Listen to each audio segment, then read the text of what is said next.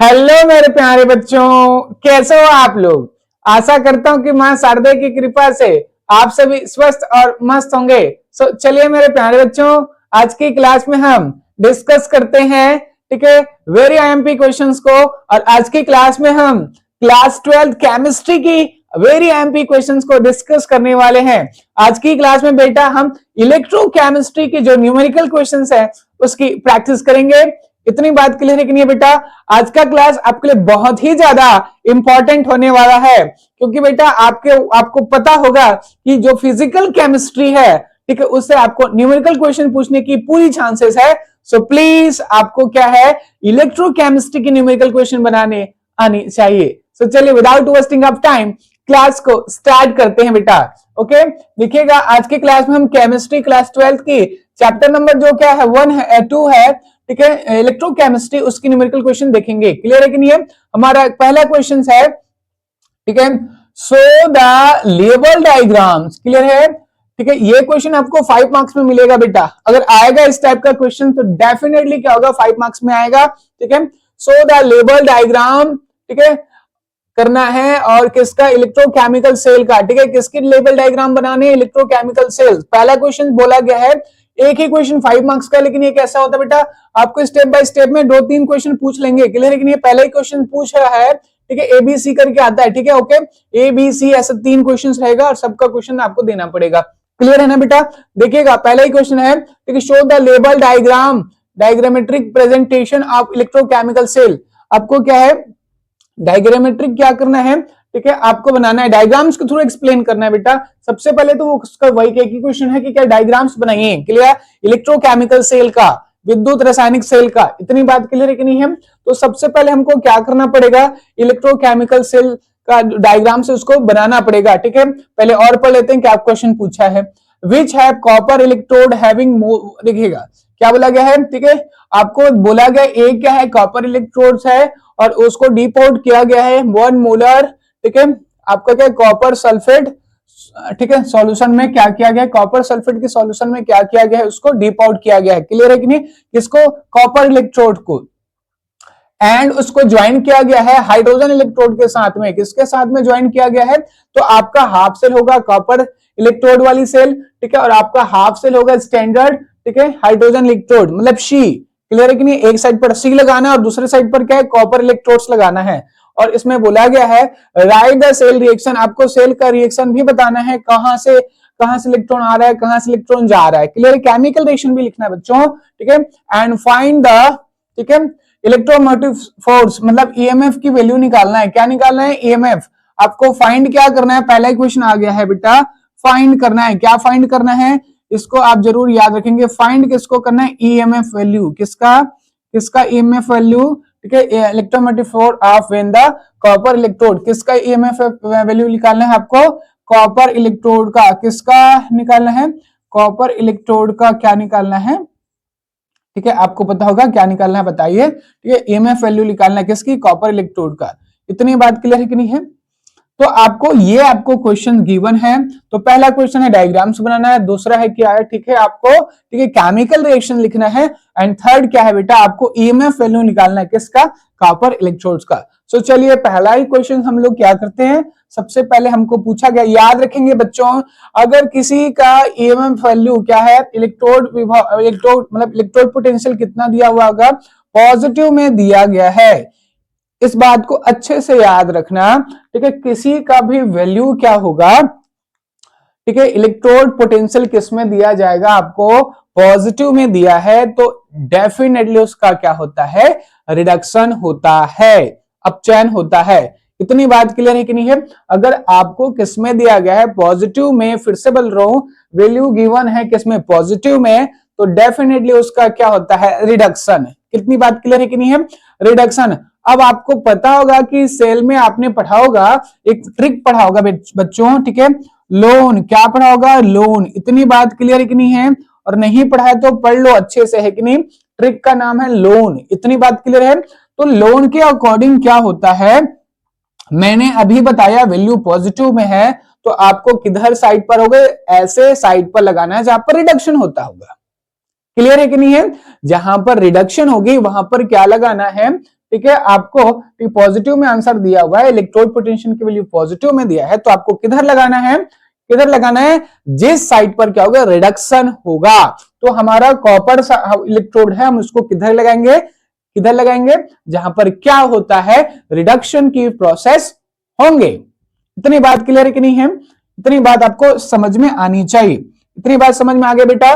तो चलिए अब डिस्कस करते हैं। लोन का मतलब होता है लेफ्ट साइड, ऑक्सीडेशन होगा, ठीक है, क्या होगा, वो क्या होगा, आपका एनोड कहलाएगा और निगेटिव टर्मिनल होगा। कौन सा टर्मिनल होगा, निगेटिव टर्मिनल होगा। याद रखेंगे, लेफ्ट साइड को पर होता है ऑक्सीडेशन और वो टर्मिनल होता है एनोड, ठीक है, और वहां पर होता है निगेटिव, ठीक है। लेकिन हमको क्या करना, हमको ऑक्सीडेशन तो नहीं कराने हैं ना, हमको ऑक्सीडेशन कराने क्या नहीं, हमको ऑक्सीडेशन नहीं कराने हैं, हमको क्या कराना है, ठीक है, हमको कराना है रिडक्शन, ठीक है, किसका, किसका, कॉपर इलेक्ट्रोड्स का। इतनी बात क्लियर है। तो हम कॉपर इलेक्ट्रोड्स को किधर लगाएंगे, हमको ऑक्सीडेशन तो नहीं कराना, हमने भी बताया है अगर वैल्यू पॉजिटिव में है तो उसका रिडक्शन डेफिनेटली होगा। तो हमको क्या है, हमारा जो कॉपर इलेक्ट्रोड है हम उसको किधर लगाएंगे, ठीक है, आप किधर लगाएंगे बेटा, पॉजिटिव साइड पर लगाएंगे, क्योंकि आपको पता है लोन की में बोला है लेफ्ट साइड पर ऑक्सीडेशन होता है और वो क्या होता है, एनोड होता है, और वो क्या होगी उसमें, उसको क्या बोला जाता है, नेगेटिव टर्मिनल्स बोला जाता है। लेकिन हमको क्या है, हमको कॉपर को तो क्या कराना है, उसका रिडक्शन। सो दैट हम क्या करेंगे, हम करने वाले क्या है बता दो, चलो हम क्या करने वाले, हम सबसे पहले डायग्राम्स बनाएंगे। क्लियर है कि नहीं है। तो ये हमने डायग्राम बनाना स्टार्ट कर दिया। सबसे पहले सॉल्ट ब्रिज बनाएंगे। क्या बनाएंगे, सॉल्ट ब्रिज हम बना देते हैं बच्चों। ये हमारा सॉल्ट ब्रिज है जिसमें आपका क्या है, सॉल्ट भरा हुआ है, केसीएल भरा है, लाइक केसीएल इसमें क्या किया गया है, डाला गया है। इतनी बात समझ में आ गया होगा। अब हमको क्या है, हाफ इलेक्ट्रोड्स बनाने हैं। क्या बनाने हैं, हाफ इलेक्ट्रोड्स बनाने हैं।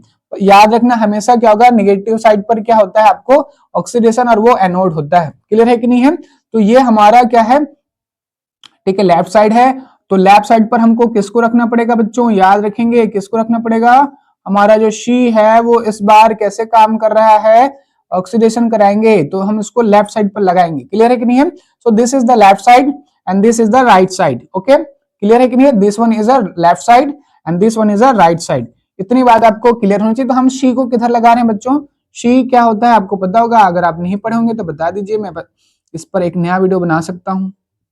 इतनी बात क्लियर है कि नहीं है। तो ये क्या है आपका शी है, और सी क्या होगा बेटा, ठीक है, आपका HCl 1 मोलर HCl सॉल्यूशन में डिसॉल्व होता है। इतनी बात क्लियर है कि नहीं बेटा, होनी चाहिए। क्लियर है, स्टैंडर्ड कंडीशन पर ही काम करेगा, है ना, ठीक है, स्टैंडर्ड कंडीशन आपको पता होनी चाहिए। क्लियर है, एटीएम कितनी होनी चाहिए बेटा, कितना होता है आपको पता होना चाहिए, 1 एटीएम। क्लियर है कि नहीं, 1 एटीएम पर यह प्रोसेस होता है। ठीक है, आपका क्या हाइड्रोजन गैस क्या इंसर्ट किया जाएगा, डाला जाएगा। ठीक है, इतनी बात क्लियर है।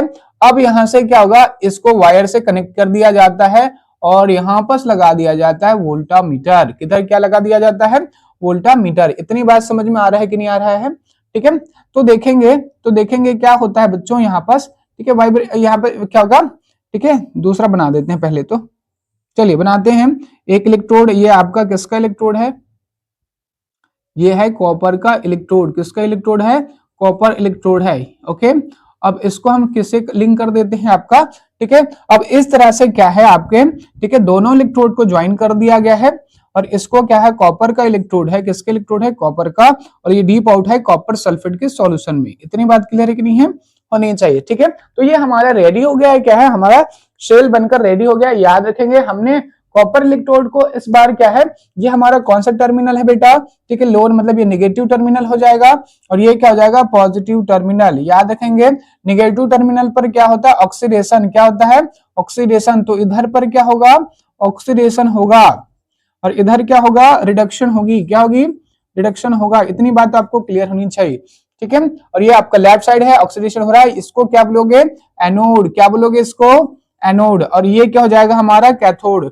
कैथोड टर्मिनल है, ठीक है। याद रखेंगे पॉजिटिव टर्मिनल है अब हमारा, अभी क्या होगा, कैथोड होगा। इतनी बात समझ में आ गया होगा। तो हमारे ये डायग्राम पूरी तरह से लेबल्ड हो गया है और बनकर रेडी है। अब हमको सिर्फ इसका क्या है, सेल रिएक्शन लिखना है। इतनी बात समझ में आया। देखिएगा मैं इसको, अगर ये क्या होगा, वैल्यू अगर निगेटिव में रहता तो मैं इधर इसको लगा सकता था, ठीक है।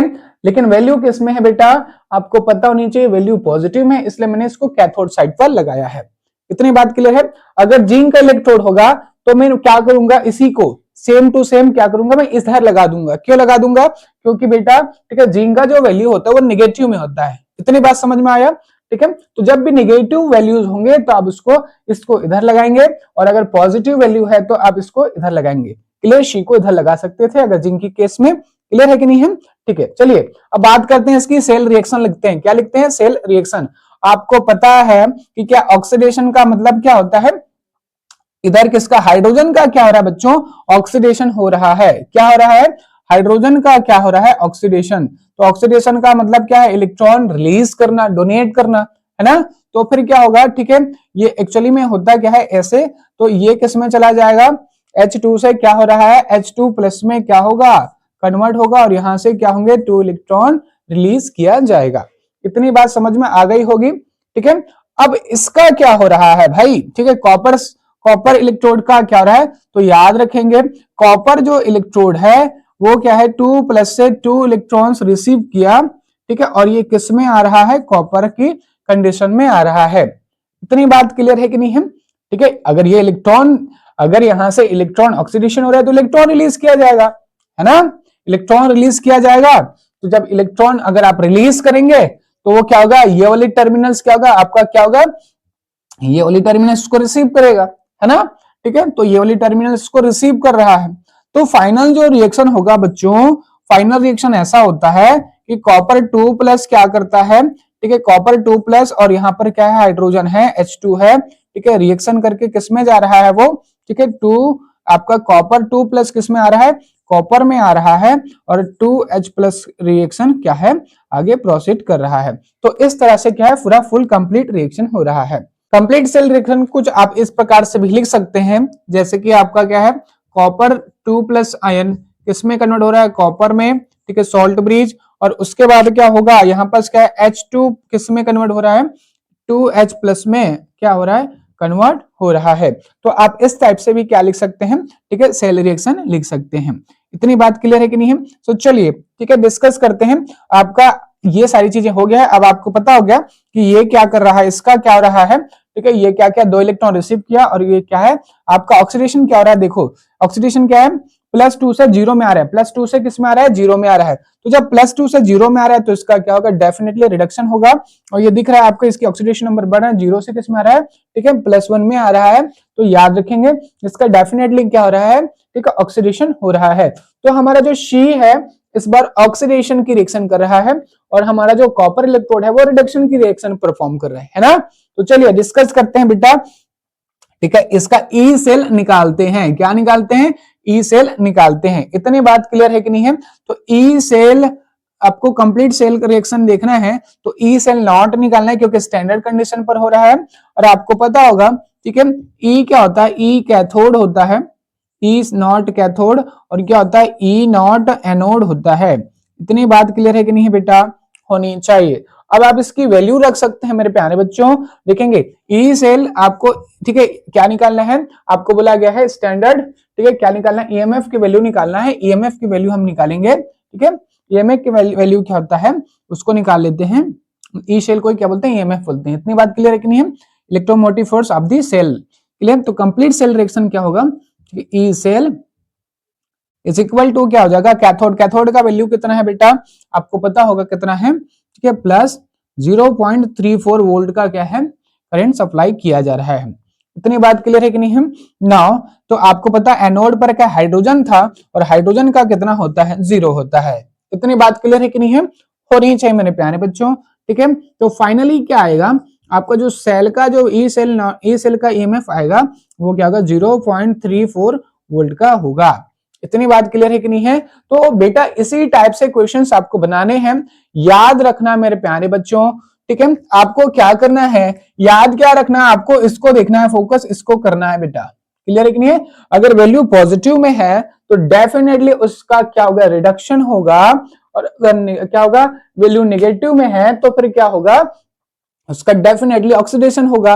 और जब उसका ऑक्सीडेशन होगा तो फिर वो इधर लगेगा, और आपका शी किधर लग जाएगा, इधर लग जाएगा। इतनी बात क्लियर है कि नहीं है। तो याद रखना, ठीक है, डिपेंड करते उसकी वैल्यू किस पर दिया हुआ है, उसी के हिसाब से आपको क्या डायग्राम्स बनाने हैं, उसी के हिसाब से आपका सेल रिएक्शन होगा और उसी के हिसाब से क्या होगा आपका वैल्यू आएगा। तो इस तरह से एक बहुत ही शानदार और सिंपल क्वेश्चन है मेरे प्यारे बच्चों, जो कि एग्जाम्स में पूछे गए थे 2024 में। आशा करता हूं मेरे प्यारे बच्चों आज की क्लास आपको समझ में आया होगा, और अगर समझ में नहीं आता है तो मुझे कमेंट करके बताइएगा। ठीक है, आज की क्लास में बस इतना ही मेरे प्यारे बच्चों, थैंक यू।